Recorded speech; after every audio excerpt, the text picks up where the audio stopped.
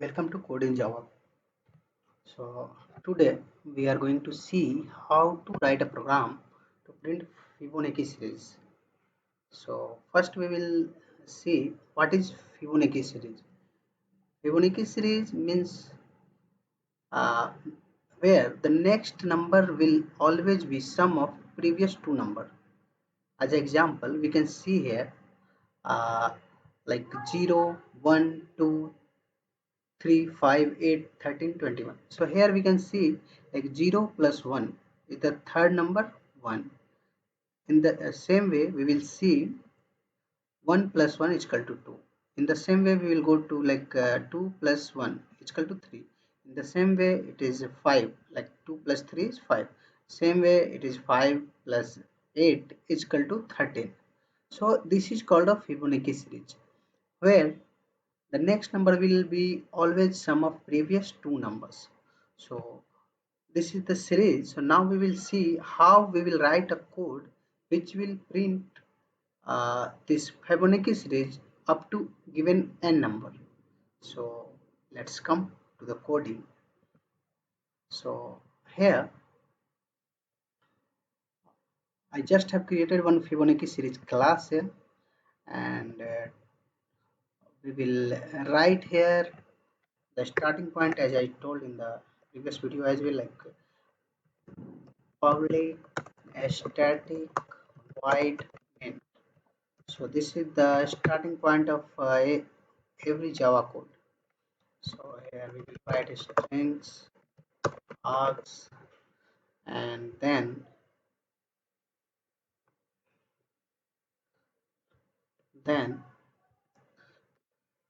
we will write a code like a logic part here to print a Fibonacci series.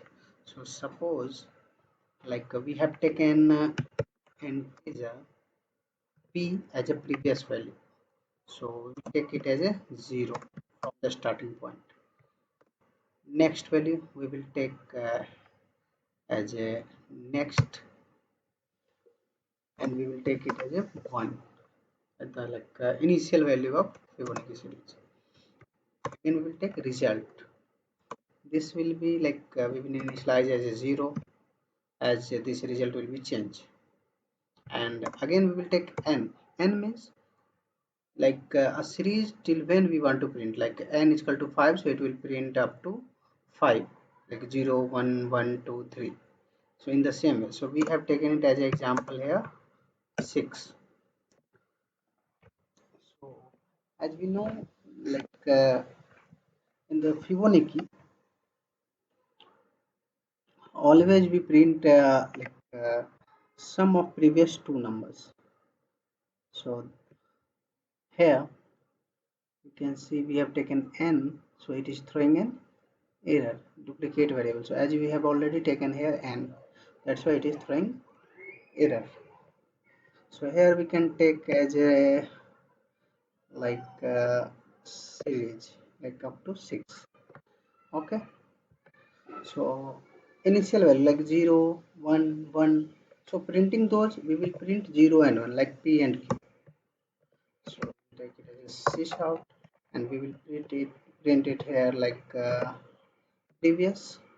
In the same way we will print it as next here. Now we have to print up to the 6. So what we will do, we will write a for loop here. So loop, what it will do, we will take this is the syntax of loop, where first we will take an initial variable like int I is equal to 0. It means this loop will start from the 0, and then we will put the here conditional things till when we want to execute the loop. So we'll take it as a 6. So this loop will execute till 0 to 5, and this is the I plus plus, which will increase every time. Once the code inside the loop will be executed, then again this I plus plus will be increased every time. So suppose here we have taken like R result, that will be P plus q. As we know, p plus n, like previous plus next. So as we know, the next number will be always the sum of previous and next number. So previous numbers, previous two numbers. So p is equal to here previous number and n is equal to next previous. So we are taking result as a p plus n. And then what we will do, it is in the loop. So we have to when the series will go to next, like suppose in the example we can see here. So in this example we will see here 0 1 1 2. So 0 1 we have printed already outside the loop, and now the when the loop will start we have to print 1. So 1 will be sum, like p plus n is equal to 1. We will print this. Then again we will print then our previous will be 1, and next, like next previous, that will be this one. So now we have to print these two. So r will be, result will be this. So r is equal to p plus n. So it is already 1 2. So in the same way we had to again initialize p as a 1 and n as a 1 after completion the execution of one. So what we will do in the coding, we will just swap the value of p is equal to n and n is equal to r. So we will just see what will happen here, and we will print r here. R. So, and we will save it. And as we are not using in here, we have taken 6 as a like hard coded, so we convert it as a s. So this as we can take from the user, it will be like s is equal to 10, s is equal to 20, anything as is. So the logic here what I was explaining, like r is equal to p plus n, so previous plus next previous. So in this case 0 plus 1, so r will be 1. So now again p will be n, so it is 1. So p is equal to 1 now, and n is equal to r, so this is now 1. So the p is equal to 1 and n is equal to 1, so it will print in the next time when the iteration will come, then r will be 2. So it will our fulfill the series, like Fibonacci series like concept. So just we are going to execute this program and we will see what it is printing. So here we can see like 0 1 1 2 3 5 8 and 13. So these two already we have printed outside the loop here. Okay, so when we are executing the loop this till the 6, so it is adding two more, so it is showing here 8.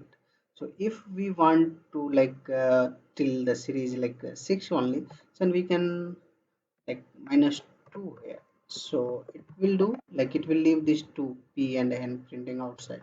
So we can see that also. So if we can see here we are getting only 6 value, like n is equal to 6. So this is all about the Fibonacci series. So if you like this video, if you like this coding, then please like the video, share the video and subscribe our channel to get more updates about the first. We are going with the basic Java coding, so we will go the code like this Fibonacci series, and again we will come with some basic program, and then we will go slowly on the interview part, like OOPS concept, multi-threading, collection, string, exception handling, and then we will go to Spring Boot, Hibernate, and we will see the interview question, the like a fresher level question what companies ask in the interviews, like first round interview and second round interview. So we will go slowly by that. So please subscribe the channel and share this video.